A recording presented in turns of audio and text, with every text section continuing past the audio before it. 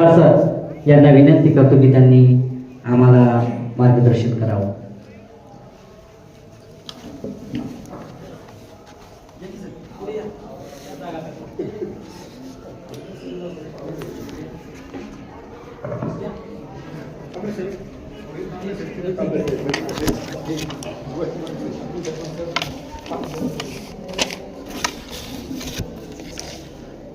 अतिप्राचीन काळापासून ऋषीमुनींच्या तसेच साधू तपस्वी यांच्या पदस्पर्शाने पावन झालेली आणि कनेसर यमाई मातेच्या या कर्मभूमीनी नटलेली ही कन्हेरसर भूमी आणि या भूमीमध्ये सावित्रीबाई फुले पुणे विद्यापीठ व श्री गजानन महाराज शिक्षण प्रसारक मंडळाचे शरदचंद्र पवार कला आणि वाणिज्य महाविद्यालय आळंदी देवाची राष्ट्रीय सेवा योजना यांच्या माध्यमातून मला वाटतं आपलं हे दत्तक गाव कांबळेसर बरोबर आहे ना, आणि हे 3रं वर्ष आपलं या ठिकाणी आपण प्रत्येक वर्षी येत आहोत.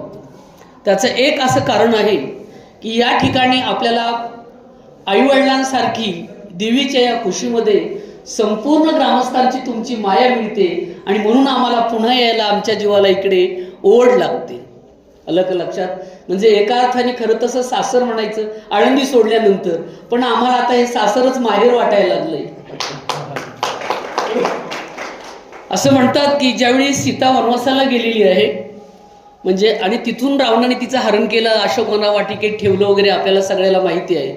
पण भगवान शंकर आणि पार्वती, खास पार्वतीला शंका यायला आली की हा जर परब्रह्म पूर्ण राम आहे तर हा असा सीतेच्या नावाने टाहो का फोडतो, झाडा दगडा विलींना का विचारतो.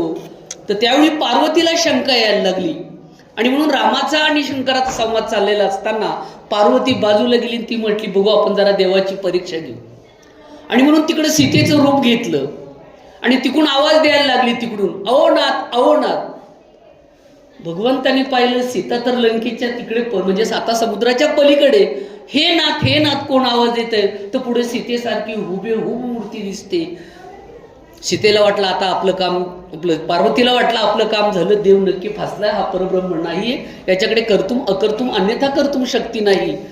पण पुन्हा आवाज दिल्यानंतर हे नाथ, तर त्यावेळी रामाने एवढंच वाक्य वापरलं, हे एमाई ए माई, काय म्हटले, ए माई तू का आई.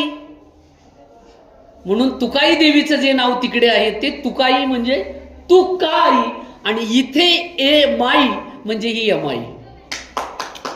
अलग लक्षामध्ये.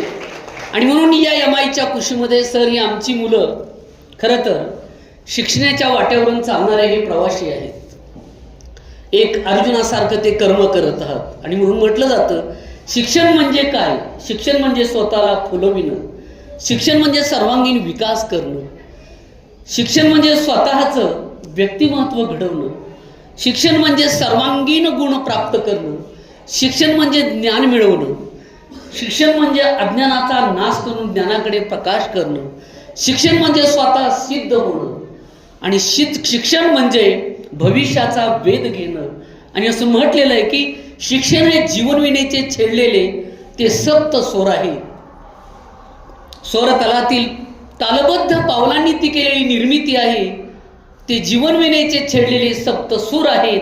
आणि या सुरामध्ये तुम्ही म्हटले सर, आता कांबळे सर म्हटले की हे गुलाबांची फुलं, तसं आमच्या ह्या गुलाबांच्या पाकळ्या इकडे बसलेल्या आहेत. आणि म्हणून पाकळ्या फुलं दोन्ही आम्ही घेऊन यमाईच्या पूजेसाठी या ठिकाणी आलेलो आहेत, भक्तिभावाने वाढणार आहोत. आणि या ठिकाणून पुन्हा आम्ही आळंदीला ऊर्जा घेऊन माऊलीकडे जाणार आहोत, लक्षात ठेवा. आणि म्हणून या ठिकाणी हा कॅम्प आमच्या विद्यापीठाचे, सावित्रीबाई फुले पुणे विद्यापीठाचे, की इथे कॅम्प घेतल्यापासून त्यांच्यावर पण यमाईची कृपा झाली. म्हणून ते पुणे विभाग जो आहे आपला सावित्रीबाई फुले पुणे विद्यापीठाचा, त्याचे प्रमुख समन्वयक झाले. त्याच्यानंतर ते डॉक्टरेट झाले, म्हणजे विद्यापीठाची सर्वोच्च पदवी ज्याला आपण म्हणतो विद्यावाचस्पती, डॉक्टरेट, ते आमचे प्राध्यापक, माझे मराठी विभागाचे सहकारी संजीव कांबळे सर झाले. आणि म्हणून एका अर्थाने त्यांना, तुम्हाला, आपल्याला सगळ्यांना देवी आपल्या महाविद्यालयात सुद्धा पावलेली आहे, ही आमची धारणा आहे. अलग लक्षामध्ये अथक परिश्रम अथक मेहनत घेऊन या कॅम्पचं या ठिकाणी आयोजन केलेलं आहे. ग्रामस्थांसाठी आता मी सर्वांची नावं घेत नाही, सर्वांना पुन्हा एकदा विनम्र भावनेने अभिवादन करून सांगतो की आमच्या या विद्यार्थ्यांनी, आमच्या या प्राध्यापकांनी हे NSSचं काम करत करत पुण्यामधून सुद्धा स्वच्छतेचे क्रमांक मिळवलेच, पण याच्या पलीकडे जाऊन आमच्या महाविद्यालयातील NSS जो विभाग आहे या विभागाने सावित्रीबाई फुले पुणे विद्यापीठ म्हणजे महाराष्ट्र शासन आणि UGC यांच्या माध्यमातून 1 नंबरचं उत्कृष्ट NSSचं युनिट आणि उत्कृष्ट महाविद्यालय म्हणून माजी शिक्षण मंत्री उदयजी सामंत यांच्या हस्ते मुंबईला SNDT महाविद्यालयामध्ये मानाचा तुराख होऊन पुरस्कार मिळवलेला आहे. आणि आमच्या विद्यार्थ्याचा, आमच्या शिक्षकाचा मला मनापासून अभिमान आहे. कारण आळंदी ही महाराष्ट्राची आध्यात्मिक राजधानी आहे आणि या राजधानीमध्ये जे पिकतं ते संपूर्ण जगभर विकतं, लक्षात ठेवा. आम्ही आळंदीत ही सगळं आनंदामध्ये डुबणारी आमचे राजहंस आहेत, लक्षात ठेवा. कारण आळंदीला येण्यासाठी लोक 1-2 दिवस घालवतात, दिंड्यांनी 15-15 दिवस, महिना घालवतात, पण आमची ही रोज लोक माऊलीच्या दर्शनाला जातात, आळंदीमध्ये राहतात. आणि म्हणून मला वाटतं हे खरंच हे नुसते विद्यार्थी नाहीत एखाद्या कॉलेजचे, शाळेचे, ते माऊलीच्या रूपाने तुमच्याकडे एका अर्थाने संत आले म्हटलं तरी माऊलीची लेकरं आलेली आहेत, लक्षात ठेवा. कारण माऊलीचं कुटुंब हे विश्वाचं कुटुंब मानलं गेलेलं आहे. आणि म्हणून या ठिकाणी येण्याचं एक विद्यापीठाचं काही प्रयोजन असेल अण्णा, तर असं प्रयोजन आहे की या मुलांनी स्वावलंबी बनलं पाहिजे, या मुलामध्ये सामाजिक जाणीवा निर्माण झाल्या पाहिजेत, सामाजिक भान निर्माण झालं पाहिजे. त्याचबरोबर जे 7 गट केलेत, 7 वार, 7 ऋतू असं जे आपण म्हटलं जातं, याच्यामध्ये रोज एका ग्रुपला स्वयंपाक बनायला लावला जातो, रोज एकांना वाढायला लावलं जातं. म्हणजे या ठिकाणी स्वावलंबन निर्माण होतं. आणि जी मुलं घरी आपलं ताट उचलत नाहीत, तांब्या उचलत नाहीत, बेडशीट सुद्धा बाजूला सरकवत नाहीत, चादर सरकवत नाहीत, ती इथे आल्यानंतर मात्र आपले कपडे आपल्या हाताने धुतात, आपले टॉवेल आपलं सगळं हाताने धुतात, आपली ताटं सुद्धा हाताने धुतात, नवे एकमेकाला मदतही करतात. आणि हे राष्ट्रीय सेवा योजनेचा आत्मा आहे आणि हे या ठिकाणी शिकवून मिळते. भविष्यात ही विद्यार्थी नुसती गावापुरती मर्यादित राहणार नाहीत, कॉलेजपुरती मर्यादित राहणार नाहीत. म्हणून असं म्हटलं की जगाच्या पाठीवर जी मोठी लोक झाली ना, ही सर्व पुण्याची गणपती मंडळातून पुढे गेलेली कार्यकर्ते. तसे यापुढे जी आमच्या कॉलेजचे, महाविद्यालयाचे विद्यार्थी जातील, हे सर्व NSS मधून गेलेले असतील, याचा मला सार्थ अभिमान या ठिकाणी वाटतो. आणि नक्कीच याची शाश्वती तुम्हाला देतो. आमचे विद्यार्थी अतिशय बुद्धिमान आहेत, हुशार आहेत, आचार विचार संपन्न आहेत. आमचे विद्यार्थी कसल्याही प्रकारचे या ठिकाणी गैरवर्तन होणार नाही याची काळजी घेतील. कारण हे देवीचं स्थान आहे, हे तीर्थाचं स्थान आहे, त्यामुळे त्याचं पावित्र्य सांभाळण्याचं काम आम्ही सर्वजणच नक्कीच करू. फक्त जाताना विद्यार्थी मित्रांसाठी सांगतो की आता सांगितलं साहेबांनी की बिबट्याचा वावर सुरू झालेला आहे, पण तरीही त्या जसं संभाजीराजाने शिवाच्या मुखामध्ये हात घालून त्याचे दात मोजले होते, तसे आमचे हे सुद्धा कार्यकर्ते कमी नाहीत. हे सुद्धा वाघ आला तर वाघाला सुद्धा फाडायला बसलेले आहेत. अशा या आमच्या रणरागिणी आहेत, आलं का लक्षामध्ये.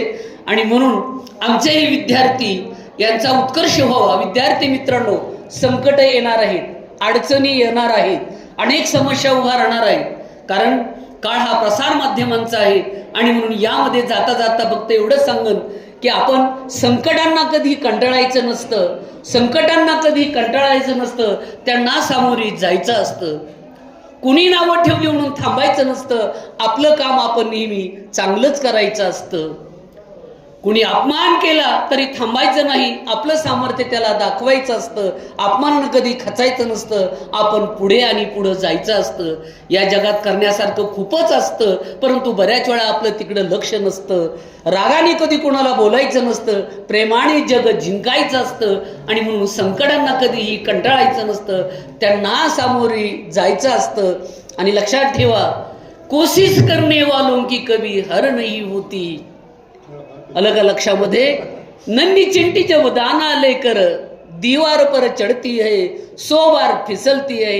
एखादी मुंगी भिंतीवर चढायला लागल्यानंतर 100 वेळा घसरून खाली पडती, पण गिर कर चढना चढ कर गिरणा, पडते पुन्हा वर जाते, पडते पुन्हा वर जाते, खाली येते, शेवटी रगो में विश्वास और मन में सास. याप्रमाणे शेवटी विश्वास मनामध्ये पैदा करून शेवटी आखिर उनकी मेहनत बेकार नहीं होती और कोशिश करने वालों की मित्रांनो कभी हार नहीं होती. आपल्यामध्ये काय कमी आहे ते अगोदर पहा, त्याच्यासाठी तर आपण इथं आणलेलं आहे. लक्षात ठेवा, क्या कमी है देखो और स्वीकार करो, जो कम है वो उसमें सुधार करो. लक्षात ठेवा, त्याच्यात सुधारणा करा. जब तक सफलता ना मिले तब तक नींद की सांस त्यागो तुम. जोपर्यंत आपलं ध्येय प्राप्त होणार नाही ना तोपर्यंत आपल्याला सुखाने झोप येता कामा नये. स्वामी विवेकानंदांनी तेच सांगितलंय की उठा, जागे व्हा, आपलं ध्येय मिळेपर्यंत मात्र थांबायचं नाही. तेच इथे सांगितलेलं आहे की कुछ किया बिना जय जयकार नहीं होती और कोशिश करने वालों की कभी हार नहीं होती, कभी हार नहीं होती. याप्रमाणे आपण सर्व विद्यार्थ्यांनी, कारण असं म्हटलं जातं की राज्यकर्त्यांचे देवे फक्त देव्हाऱ्यात नसतात, तर ती रस्त्यावरील माणसामध्ये, काम करणाऱ्या हातामध्ये असतात, शेतकऱ्याच्या मनामध्ये असतात. त्याचप्रमाणे विद्यार्थी हे आमचे मंदिरात नसतात, आमचे देव देखील मंदिरात नसतात, तर आमचे देव हे प्राध्यापकांचे ते विद्यार्थ्यांमध्ये असतात. शाळा हे आमचं मंदिर असतं आणि त्यातले विद्यार्थी हे आमचे देव असतात. आणि म्हणून आपल्या गावामध्ये हे आम्ही देवाची पूजा या भावनेतून, जे गावामध्ये सरांनी भरपूर सांगितलेलं आहे, कांबळे सरांनी जी प्रगती करता येईल ती आपण करणार आहोत. आता अधिक वेळ आपला न घेता आमचे विद्यार्थी, आम्ही तुमच्या काही दिवस असं म्हणून तुम्हाला आनंद दिलेले आहेत, बरोबर आहे की नाही? तर त्यांचं भरण पोषण करण्यासाठी त्यांना जे जे सहकार्य लागत, आपण सर्व ग्रामस्थवासियांकडे मी विनंती करतो की आपण त्याचा पाठपुरावा करायचा आहे. या निमित्ताने या ठिकाणी आमच्या NSS विभागाचे प्रमुख समन्वयक प्राध्यापक डॉक्टर संजीव कांबळे सर, त्याचबरोबर प्राध्यापक परमेश्वर बत्तासे सर, अतिशय सुंदर असं सूत्रसंचालन केलेलं आहे. त्याचबरोबर आमच्या प्राध्यापिका सविता मानके मॅडम, जागृती विभाग, त्याचबरोबर या ठिकाणी वाणिज्य विभागाच्या प्रमुख आमच्या प्राध्यापिका तामान्य मॅडम, त्याचबरोबर पलीकडे वाणिज्य विभागाचे प्राध्यापक दीपक देवकर सर, तसेच अर्थशास्त्र विभागाचे प्राध्यापक प्रभाकर गायकवाड सर, त्याचबरोबर इकडे माझ्याबरोबर आलेले आमच्याकडे BBSC आहे त्या विभागाचे प्रमुख प्राध्यापक प्रफुल्ल जाधव सर, त्याचबरोबर विद्यार्थी कल्याण मंडळाचे अध्यक्ष प्राध्यापक माणिक कसाब सर, त्याचबरोबर या ठिकाणी मला वाटतं सर्व विद्यार्थी मित्र आणि मैत्रिणी, म्हणजे गुलाबांच्या पाकळ्या आणि गुलाबांच्या फुलांनो, जाताना आपण आपलं काम चांगलं करायचं आहे, आपली जबाबदारी आहे, आपलं आळंदीचं नाव आहे, आपल्याला ते टिकवायचं आहे, आपल्याला ते वाढवायचं आहे आणि इथून आपल्याला काहीतरी ऊर्जा घेऊन जायची आहे. जसं सरांना यश मिळालं तसं आपल्याही सर्वांच्या आयुष्यात यश मिळो. आणि गेली जवळजवळ मला वाटतं हे 30 वर्ष आहे आपल्या MI देवीच्या माध्यमातून, संस्थेच्या माध्यमातून या ठिकाणी हा प्रशस्त हॉल आपण आम्हाला उपलब्ध करून दिलेला आहे. आपण सर्व कार्यकर्ते मंडळी, अण्णांनी अतिशय चांगलं मार्गदर्शन केलेलं आहे, घोडके सरांनी अतिशय कांबळे सर आहेत पलीकडे, कारण ज्यांच्याकडे आता आपण जो कार्यक्रम घेतोय या कार्यक्रमाचं प्रतिबिंब हे लोकांच्या पुढे मांडण्याचं काम करायचं आहे. कारण तो लोकशाहीचा चौथा आधारस्तंभ मानलेला आहे, स्तंभ मानलेला आहे. आणि तुम्ही आमच्या बरोबर असल्यावर मला वाटतं आम्हालाही कार्यक्रम करण्याचा थकवा येणार नाही, नक्कीच ती निघून गेल्याशिवाय राहणार नाही याची खात्री देतो. या ठिकाणी मावशी आलेली आहे, सगळ्यांचीच आता नावं घेण्यापेक्षा या ठिकाणी आमचे सर्व विद्यार्थी, आमचं महाविद्यालय, आमची सर्व टीम अतिशय हुशार आहे, अतिशय चालाक आहेत. ही आळंदीची मुलं आहेत, ही आळंदीची रत्न आहेत, यांना भवितव्य घडवायचं आहे. आणि म्हणून या ठिकाणी जाता जाता फक्त एवढंच सांगतो की आमच्यातील एका विद्यार्थ्यांनी काल आमचा NSSचा कॅम्प येत असताना, आता बऱ्याच मुलांना आवडणार नाही, मलाही आवडत नाही, पण तरीही त्याने जवळजवळ आपल्या पुढे समोर पाण्याच्या बाटल्या दिसतात ना, तर ह्या जवळजवळ 300 बाटल्या पाणी पिण्यासाठी आम्हाला भेट दिलेल्या आहेत. तेव्हा आमच्या महाविद्यालयाच्या वतीने आमच्या असं मनात येत आहे, आमच्या प्राध्यापकाच्या विद्यार्थ्याच्या वतीने, की त्याचा एक या ठिकाणी छोटासा सत्कार व्हावा. श्री प्रज्वल तळेकरांनी पुढे यायचे ताबडतोब. चला जोराने टाळ्या वाजवायच्या एकदम. आळंदीत ऐकू गेल्या पाहिजे तितक्या जोराने. नाव सांगा. हा, या ठिकाणी माननीय बाबा हजारे यांच्या शुभ हस्ते समाजसेवक बाबा हजारे समाजसेवक यांच्या शुभ हस्ते या ठिकाणी प्रज्वल तळेकर यांनी आपल्या सर्वांची शुद्ध पाण्याची सोय केलेली आहे. कदाचित पुढे पुढे मागे त्याला अशीच माई माता बुद्धी देऊ, ते जेवणाचीही सोय करतील. त्यासाठी टाळ्या वाजवायला हरकत नाहीत आपण सर्वांनी. अपेक्षा बाळगू हरकत नाहीत. पुन्हा एकदा सर्व विद्यार्थ्यांना या ठिकाणी सर्वांचं स्वागत करतो. सर्व माझ्या टीमचंही पुन्हा एकदा मनापासून मी स्वागत करतो. आता अधिक न वेळ घेता मला वाटतं या ठिकाणी थांबणं बरं राहील, कारण आता खांदी भार म्हणतात ना, पोटी भूक. काय कीर्तनाचे सुख तसं आता काय व्याख्यानाचं सुख. आता भूक लागलेली, कावळे वरडून नाही तर बाहेर येतील. आणि तुम्ही टाळ्या वाजवण्यापेक्षा नेहमीच मीच अगोदर थांबतो, नंतर टाळ्या वाजवायचं. धन्यवाद. धन्यवाद सर. खरोखर सरांनी अमूल्य असं मार्गदर्शन केलेलं आहे. यानंतर या कार्यक्रमाचं आभार मानण्यासाठी वाणिज्य विभागातील प्राध्यापक दीपक देवकर सर यांना विनंती करतो की त्यांनी या कार्यक्रमाचे आभार मानावे.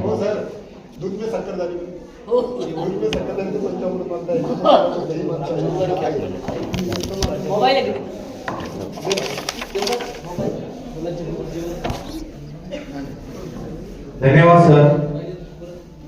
निश्चितच आज या ठिकाणी सावित्रीबाई फुले पुणे विद्यापीठ